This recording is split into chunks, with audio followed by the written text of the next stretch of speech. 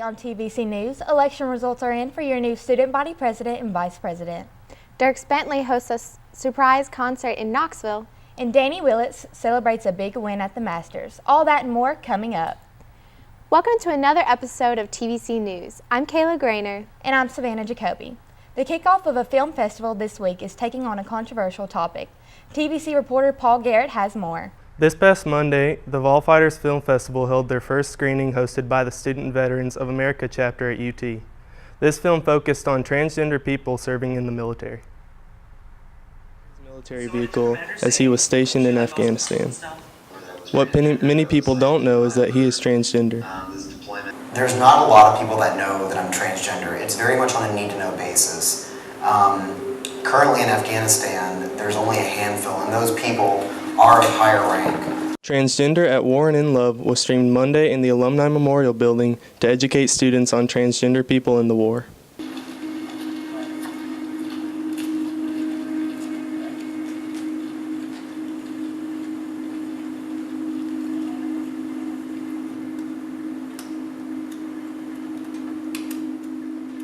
This film was the first of many for the Vol Fighters Film Festival. Greg Crawford describes the film festival as what it is like to be in the LGBT community while serving our country. We're playing for this first day. It's based on gender roles in the military, and so we're playing transgender at War and in Love, and then Lioness about women who served in combat in Iraq, and then the final film will be Day One, about an Afghan translator who's kind of thrust into a position where she has to overcome the barriers of a culture. In wake of diversity, the Vol Fighters decided that it would be the theme for this year's festival. Reporting for TVC News, this is Paul Garrett. The Vol Fighters Film Festival concludes this Friday with a cookout and screenings of 3 films profiling barriers that African Americans serving in the military have faced. The event will be held in the Alumni Memorial Building, room 210. Thanks, Paul. SGA elections were held this past week with a record voter turnout of 7,557 students voting. This number more than doubles last year's voter turnout. Students elected UT's new student body president and vice president. Beverly Banks reports. Beverly Banks reporting live from the 2016 Student Government Association elections. Hollingsworth Patterson, Hardy Morris McCandless, and Challenge were 3 different campaigns set to capture the student vote. The campaigns interacted with students on pedestrian walkway, handing out policy pushcards and snacks.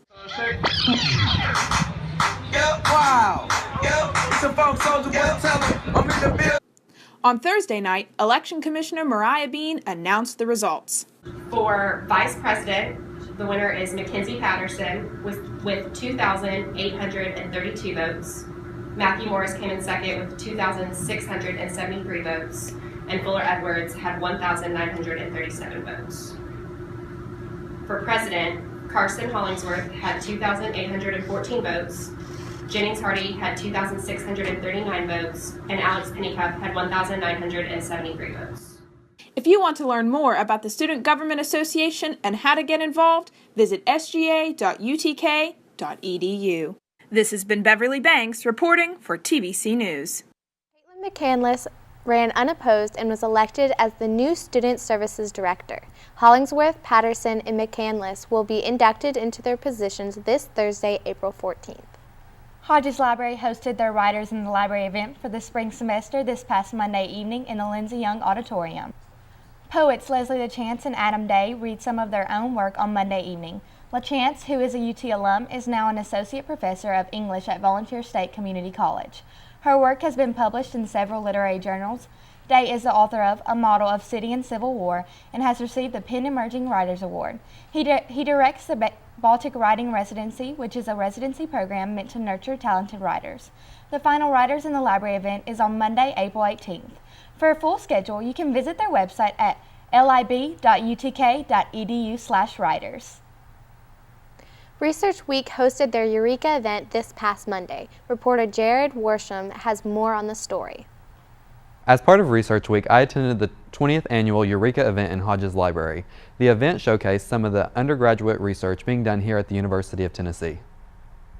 It's Undergraduate research competition for this next week. There are going to be a lot of really excellent presentations by undergrads, giving posters, just people presenting what they've been working on. And it's a competition, so at the end of the week, we'll have some winners in different categories.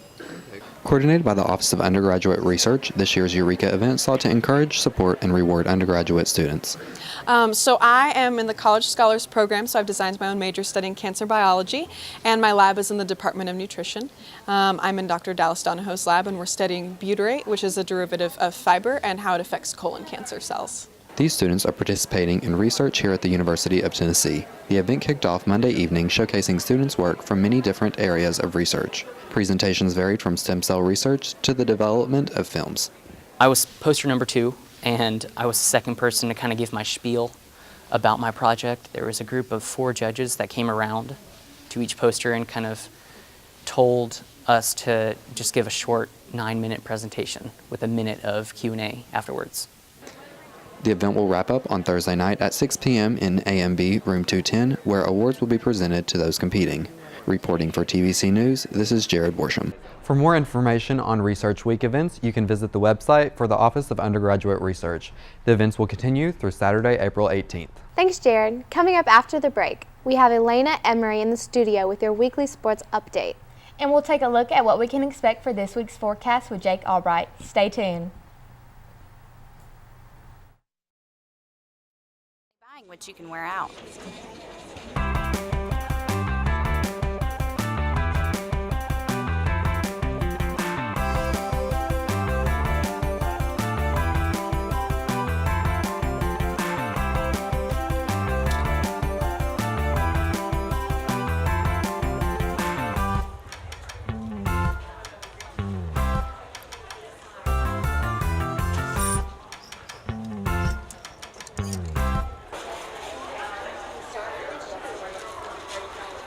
Really?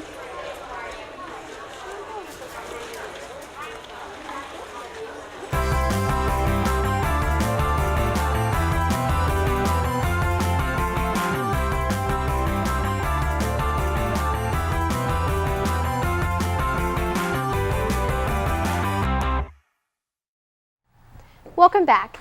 And now we've got TVC's Jake Albright in the studio with their weekly weather forecast. Jake, what can we expect for this week? Thanks, Kayla. Well, hello, Vols. We've seen some below average temperatures and rainy conditions in the past week, but I'm happy to say that we are finally going to see the spring we all want to see. The sun is poking out a little bit and temps are expected to be around 70 today. We do take a small step back though on Thursday when we will have a 30% chance for a stray thunderstorm, and on Wednesday with a 20% chance. But for all of you planning on attending the orange and white game on Saturday, you are in luck. Not too hot and not too cold, with temps reaching 70 for the high during the game.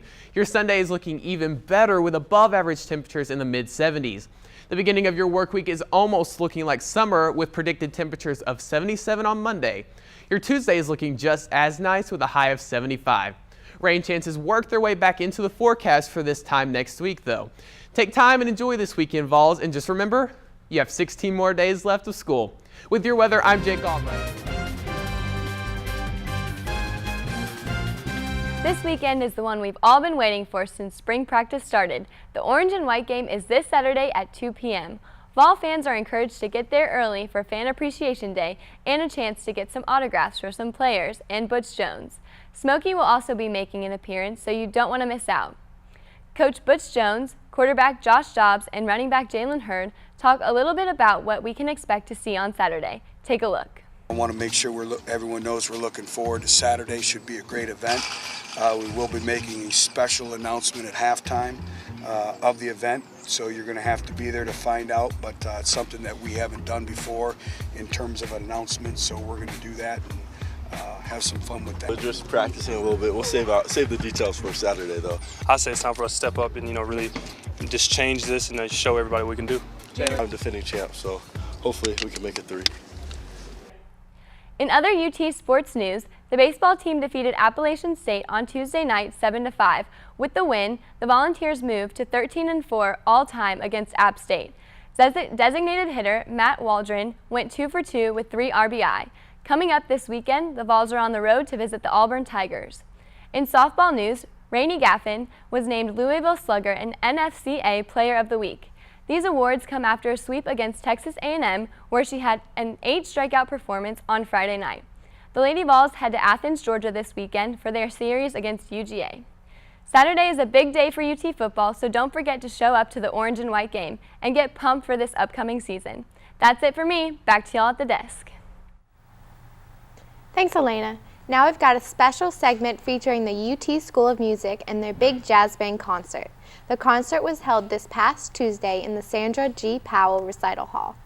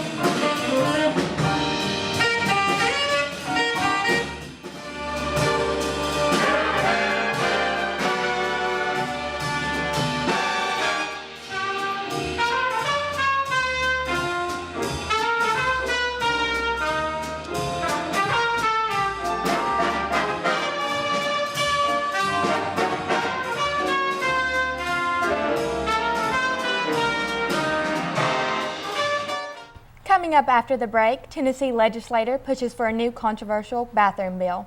A former NFL star was tragically killed, and Donald Trump's kids won't be voting for him in the New York primary. Stay tuned. The fascinating thing about the brain is that it's largely unknown.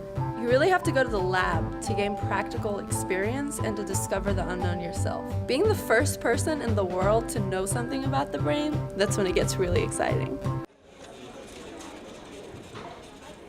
All right, but we're only buying what you can wear out.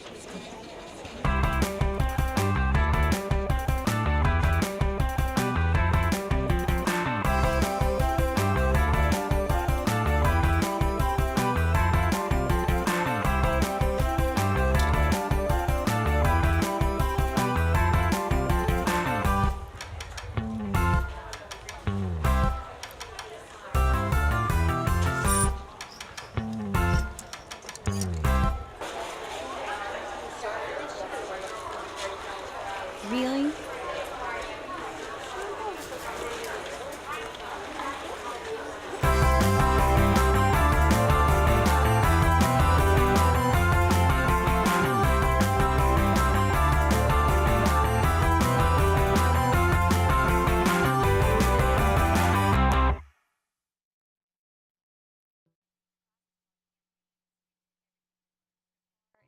And put it all together. The client is Autism Breakthrough of Knoxville. Having the experience of pitching to a real-life client is great knowledge to have going into real life. Welcome back. Country star Dierks Bentley made a surprise appearance on UT's campus on Sunday and played a free show to all those who were clued in. The country star handed out wristbands and met up with students just outside of the Student Union on campus Sunday afternoon. That night, he sang for an audience of about 2,000 at the International here in Knoxville. The singer announced all of his plans via his Twitter and Instagram accounts, writing, quote, "I'm coming for you, Knoxville. My free hashtag CMT Instant Jam concert is happening tomorrow night. Hashtag Rocky Top Tennessee." Bentley has over 1 million followers on Twitter and just under that on Instagram. We hope to see Bentley back on Rocky Top soon. Tennessee state legislator is continuing to push for a bill that will legally require students in Tennessee to use the bathroom that corresponds to their sex. The bill was pushed back until Wednesday after Senator Mike Bell asked that it be postponed on Tuesday. The Alliance for Defending Freedom and the Family Action Council are arguing that the bill is necessary to protect the privacy of students. Those opposed, such as the American Civil Liberties Union of Tennessee and the Human Rights Campaign, argue that it's discriminatory. We need the many, many businesses that thrive on the music industry in this city to speak out against these bills. So I'm here today to call on them to stand alongside the television networks and film studios who stood with us in Georgia and join our call for these bills to be defeated. The bill comes after many diversity issues have struck the university, and it continues to be a hot topic on campus, statewide, and nationally. The United States women's national soccer team has been making headlines over the past few weeks. They filed a wage discrimination complaint with the Equal Employment Opportunity Commission in late March. Carly Lloyd, Alex Morgan, Hope Solo, Megan Rapinoe, and Becky Sauerbrunn are speaking out against the massive wage gap between the men and women's national teams. Despite drawing equally sized crowds and seeing greater Olympic and World Cup accomplishments, the women's team is making only 44% of what the men's team is making. Their bonuses for winning also fall short, and the women of the team are taking a stand. Sacrifice so much. Every single day we sacrifice just as much as the men. We work just as much. We endure just as much physically and emotionally, and our fans really do appreciate us every day for that. We saw that with the high of last summer, and we're really asking and demanding now that now our federation and our employer really step up and appreciate us. The team has made it a point that this is not a money hunt, but instead a hunt for justice, and to use their positions to stand up for equality for all the young women here in the U.S. A former New Orleans Saint football player was killed over the weekend after he was shot multiple times on his way home from dinner. Former defensive end Will Smith and his rifle Quail were headed home from an evening out when they were rear-ended by another car driven by Cardell Hayes. After an exchanging of words between the two drivers, Hayes reportedly pulled a gun on Smith, shot him 6 times, and shot his wife in the right leg. Smith died at the scene, and his wife has been hospitalized but is expected to recover. The death of Smith has been referred to as a senseless act by coaches, players, and fans alike. Everything that kids dream of doing, and he did it. And he continued to tell kids, if you can dream it, you can do it. He took an interest in everything about his friends and his family. It wasn't just about football. He was so much more than football. Our thoughts and prayers go out to the Smith family. An interesting twist to the campaigns arose earlier this week as it was announced that the Donald Trump's children, Ivanka and Eric Trump, missed the voter registration date for the New York primaries. The siblings failed to register as Republican by the state's deadline, and as a result, the pair will be unable to cast their vote for their father, the GOP frontrunner. The duo expressed their guilt for the mishap, but said they look forward to voting for their father in November. Bruce Springsteen and Bryan Adams are taking a stand towards controversial laws that have been passed in North Carolina and Mississippi over the past few weeks that are targeting the LGBTQ community. Rock and Roll Hall of Fame's Bruce Springsteen made headlines for canceling his show in Greensboro, North Carolina, after a law was passed requiring individuals to use the restroom that corresponds with the sex on their birth certificate. The law has drawn an outcry from the LGBTQ community. Following in his footsteps, Canadian musician Bryan Adams has canceled his show in Mississippi after the state passed a law allowing business owners to deny service to gay, lesbian, or transgender individuals on the basis of religious views. Many other celebrities, such as Ellen DeGeneres, have voiced their support for the rockers' decisions. The 80th Masters was held this past weekend in Augusta, Georgia. Jordan Spieth was expected to take home the win this weekend, but a turn of events led him in third place overall, and Danny Willett took first. Willett almost skipped the Masters as his wife gave birth to their first baby on March 30th, but was expected to give birth on April 10th. A new baby boy and a comeback made the win all the more enjoyable. The character of the guy that you're going to have, up and around the world #1 spot for the next many, many years, unfortunately enough, I'm going to be able to, be in that category and play alongside him. Congratulations are in order for Willett on his win alongside the new baby. Calling all Vols fans, don't forget this weekend is the annual Spring Orange and White game. This Saturday, April 12th at 2 p.m. in Neyland Stadium, watch as the offensive line takes on the defensive. The event is free and does not require reserving of a ticket. The celebration of Earth Month continues this Saturday with Earth Fest, Knoxville's official Earth Day event. This year's event plans to provide a welcoming environment for providing food, entertainment from local talent, as well as games and activities such as the annual scavenger hunt. The event strives to be a waste-free celebration, requiring all food vendors to only bring recyclable material, as there will be no trash cans there. The event is free and will run from 10 to 5 in World's Fair Park. All Sing All Stars is the theme for the 84th annual All Sing competition being held this year in the Alumni Memorial Building, Cox Auditorium. This year's event will be held on the same day as the Orange and White game, so after you get a glimpse of Team 120, head over at 7:30 to see the All Sing event. Tickets will be held available at the door for purchase. For more information on the event, you can visit the Center for Student Engagement's website at go.utk.edu. So, are you going to go to the game this weekend? Yeah, I am. I'm super excited about it, but I'm going to have to leave a little bit early because I'm actually working All Sing. Are you planning to attend All Sing? I hope so. It sounds like a lot of fun. Yeah, I know that the Greek organizations have been working really hard on it, so it should be a really good performance. Yeah, there's a lot of great things happening this weekend. There really are. Well, that's going to do it for today's show. I'm Kayla Grainer. And I'm Savannah Jacoby. Have a great week, UT.